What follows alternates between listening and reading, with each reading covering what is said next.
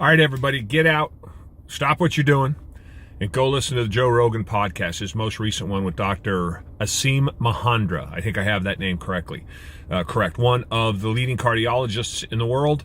And listen to what this guy says. This guy says in one podcast everything that I've learned over the last 15 months, and actually before that, that drove me to the carnivore diet, drove me to get rid of carbs, drove me to get rid of sugar in particular, and get rid of processed food, ultra processed food, and really just eat as clean as I can. Sugar being the critical part. He's going to tell you the story of why we eat what we eat and the way that we eat it, and you'll be surprised that it is as simple as industry, the sugar industry in this case, getting over on all of us.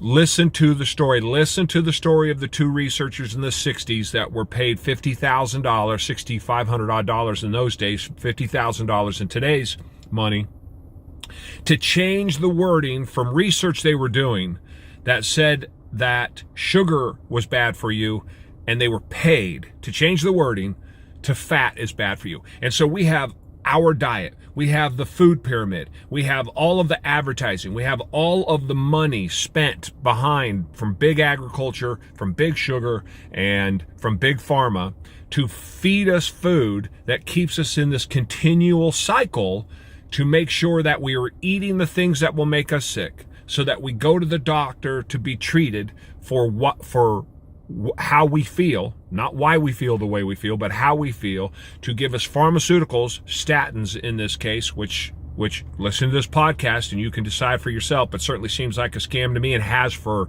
over a year now. And ultimately, the loop goes right to the end when you die. So don't listen to me. I've said this before many times. All I have is my experience over the last 15, coming up on 16 months now, of eating nothing but a carnivore diet 99.5% of the time, and how I feel and the results and what they've been, and really start to learn why you eat the way that you do. Simple one real quick. Breakfast never existed for the most part before the 20s and 30s.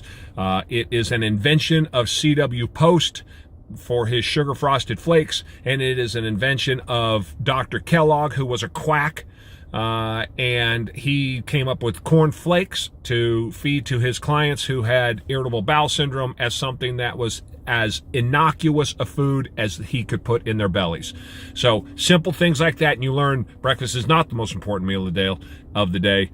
Breakfast was rarely eaten prior to about 130 years ago. Opportunities are everywhere. You got to go get them. Start by listening to this podcast. It's bad boy.